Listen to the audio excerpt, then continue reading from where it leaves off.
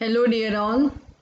So today in this lecture we discuss fifth chapter from Robert's philosophy, vital energy in its universal application.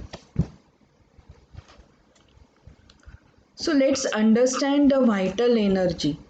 It is that force which animates each individual. While the vital energy is in the individual, that individual is said to have life to exist. So, vital energy is life energy. It's life. So, vital energy is in dynamic form, in subtle. This vital energy is derived from an infinite source, a storehouse of dynamic power, capable of developing and reproducing to an infinite degree in its manifestation. So, vital energy in the man, in the individual, is derived from the universal energy, which is a storehouse of a dynamic power. And this energy is capable of developing and reproducing. So, life comes from life to an infinite degree in its manifestations. Vital energy to universe, so which is in itself the essence of individual and divides its individuality from all others and is the closest relationship to the universe. So man is a part of universe, so his vital energy is a part of universal energy. This life energy is the essence of the individual and gives the individual its special individuality, and thus he is different from the others and he is having the relationship with universe. The vital force is in the individual becomes therefore the ego, that most intimate spark of the individual, which is in itself the essence of the individual and which divides his individuality from all others and yet is his closest relationship to the universe.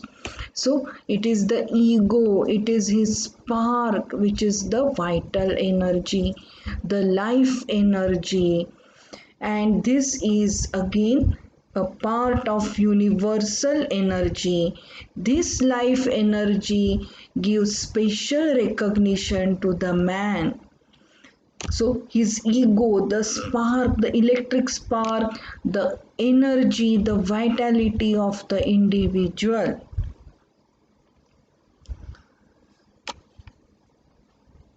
So what is the vital concept of life? Religion was the first expression of thought to formulate this vital concept of life.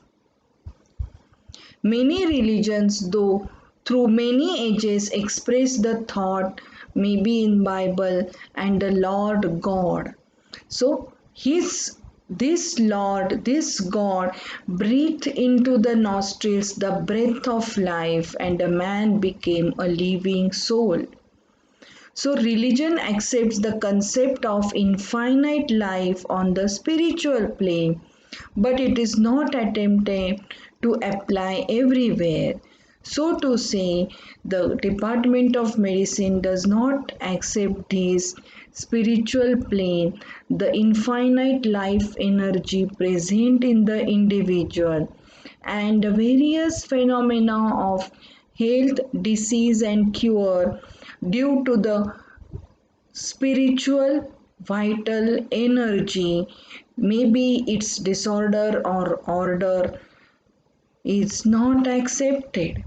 So, religion was the first expression of thought and it accepted the spiritual life energy.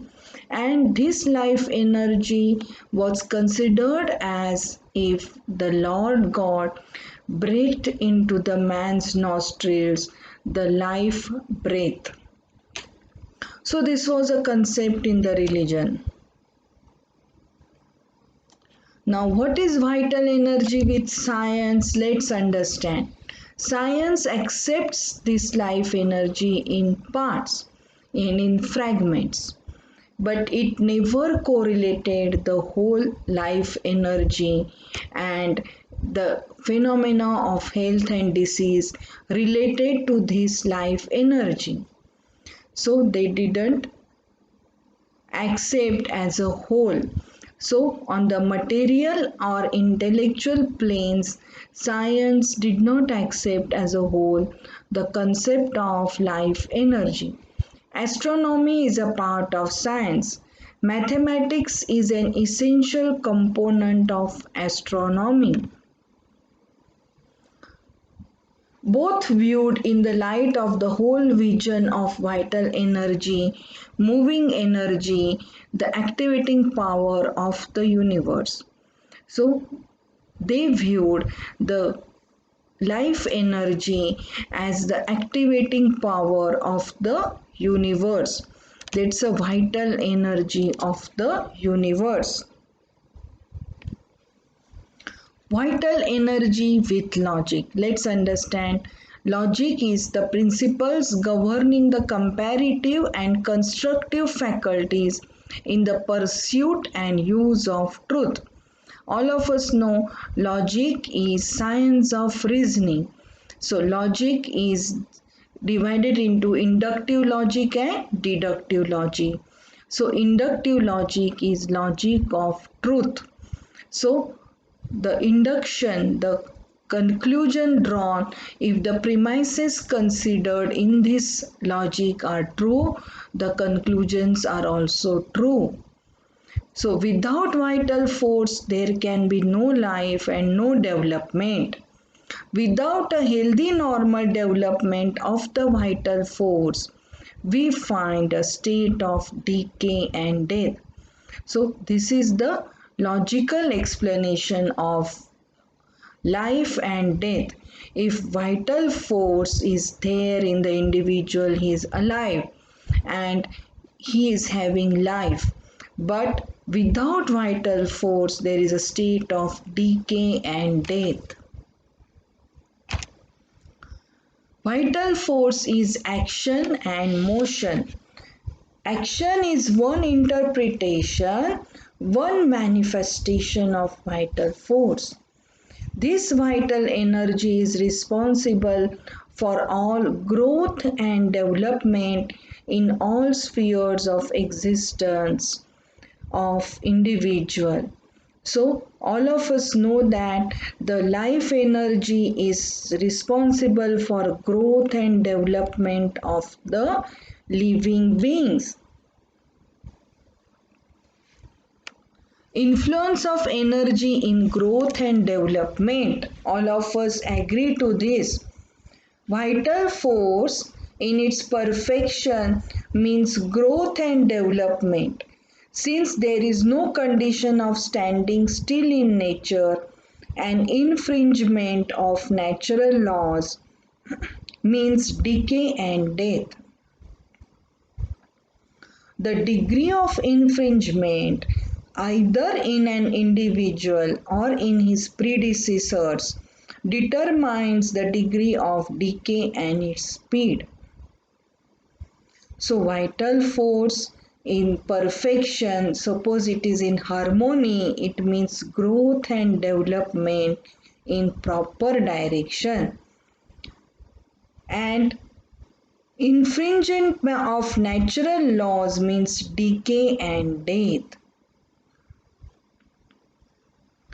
The degree of this infringement will determine the degree of decay and destruction in the individual.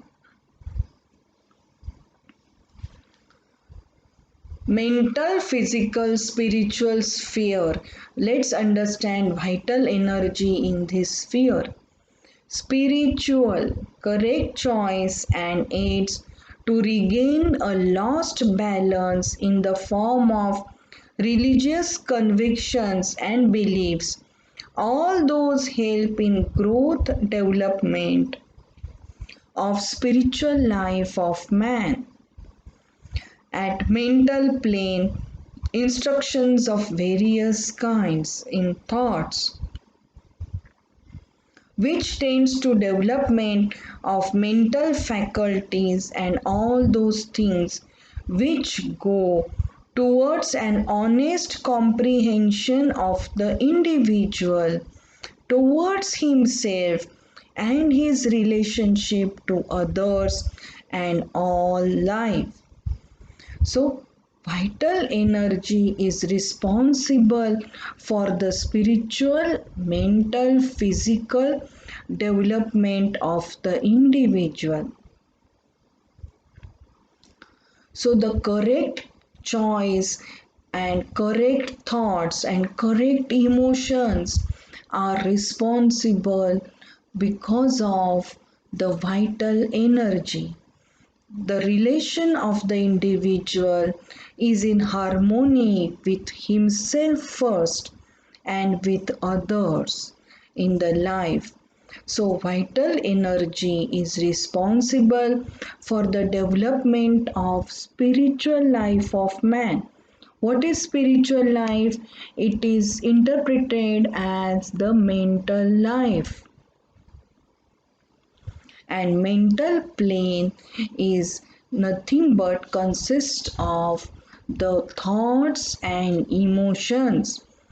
The development of correct thoughts and balanced emotions are responsible for the healthy relationship of man with himself and with others.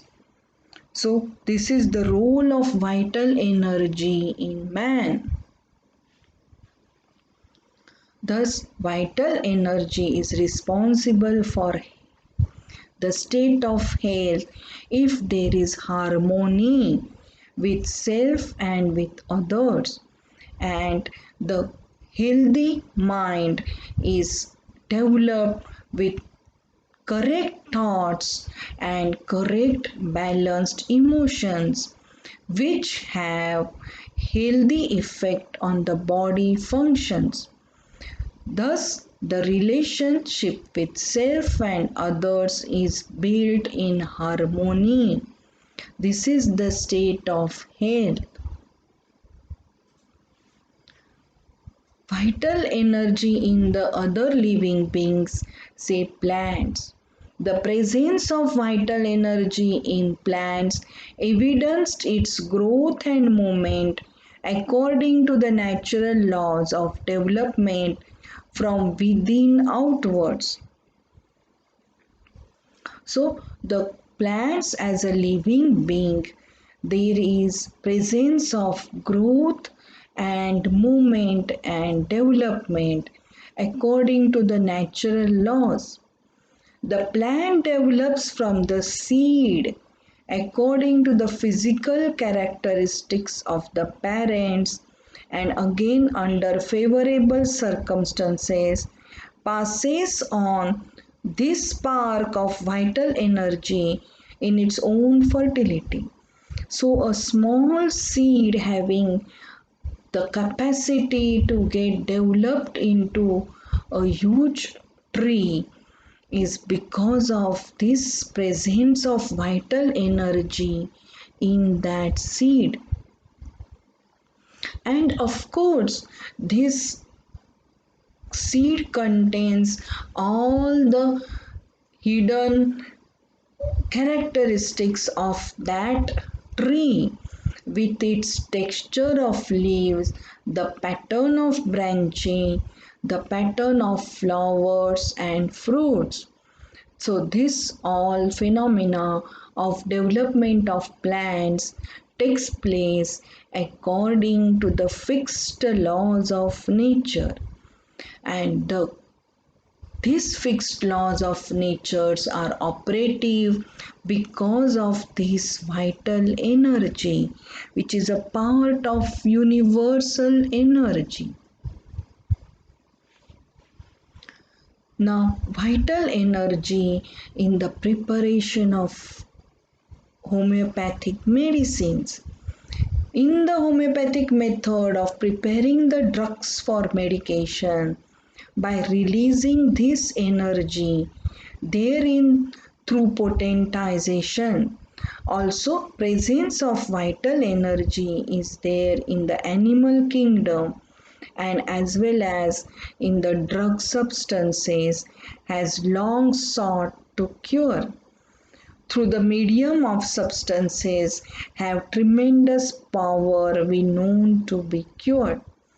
So, the homeopathic way of preparation of medicine enhances the hidden dynamic power according to the fixed eternal laws of nature. This hidden dynamic power is acting on the vital energy of the man. So, every substance in nature is having part of vital energy, and the vital energy present in the drug substance is enhanced, it is aroused through the process of potentization. Potentization is release of power from the minimums of substance through potentization is that which will most quickly and accurately influence the disordered vital force of man in all the three planes: mental, physical and spiritual. Spiritual plane we consider as mental plane. So the spiritual vital dynamic force is expressed on the mental plane and physical plane in the form of the sensations.